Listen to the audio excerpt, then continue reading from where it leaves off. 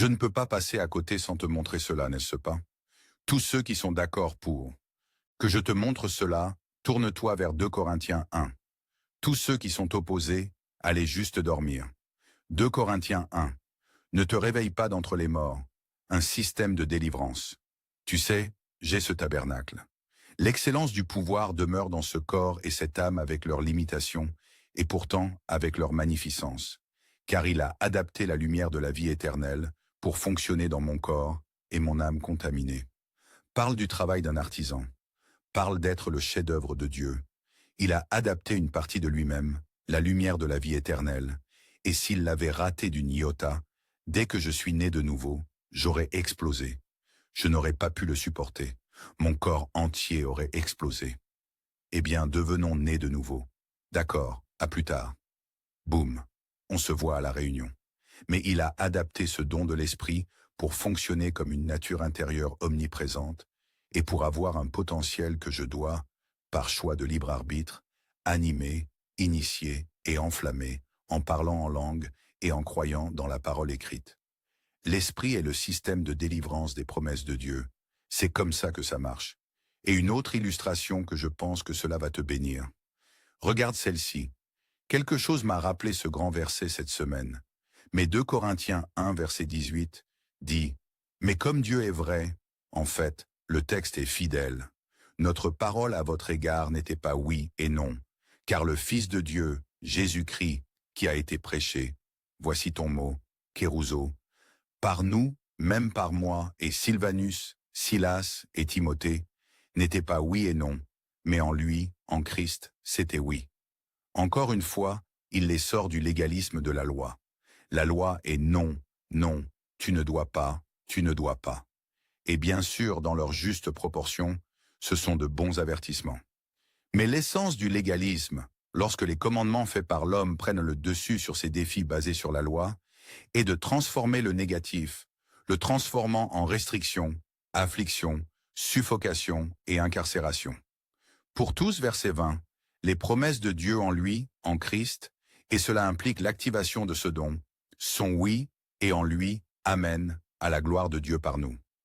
Maintenant, celui qui nous établit avec vous en Christ vous a dit et nous a oint. Voici le don en manifestation, l'onction. Une autre façon figurative d'exprimer cela. Je fais un peu de travail là-dessus dans l'un de mes livres sur l'onction et l'immersion, probablement en vivant dans la section sur l'eau, qui nous a aussi scellé et donné l'avance, le gage, le dépôt du Saint-Esprit, en minuscule 2A, dans nos cœurs. Tu vois, le oui et l'amen sont tous liés à l'activation du don.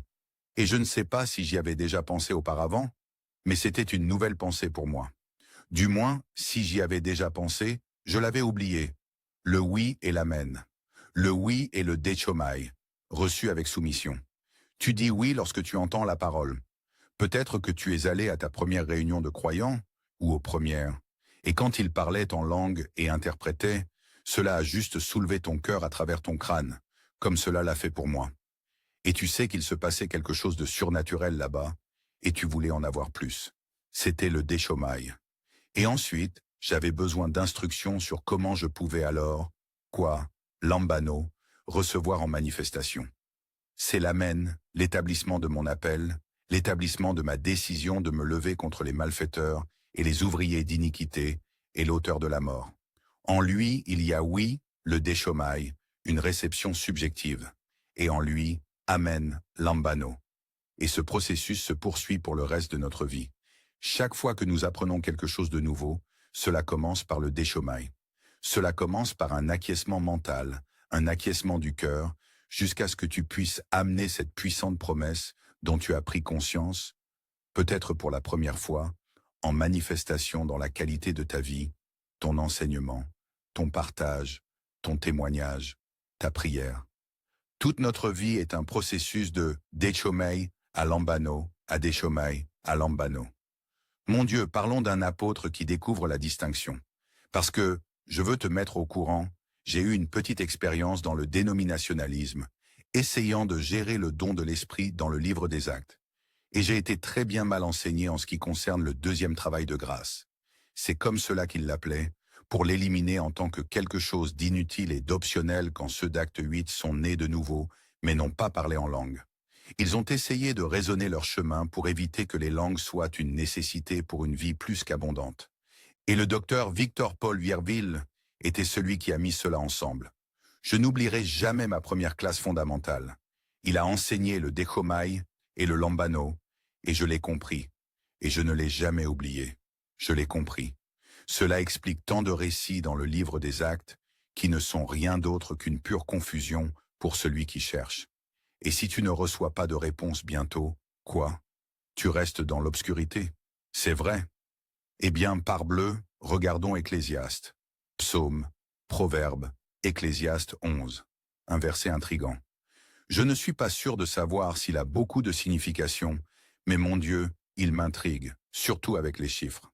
Ecclésiaste 11 dit « Lance ton pain sur les eaux, car tu le retrouveras après bien des jours. » Certains disent de qu'orientalement, cela signifie qu'ils transportèrent leur pain dans ces contenants circulaires, comme lorsque les enfants d'Israël ont quitté l'Égypte.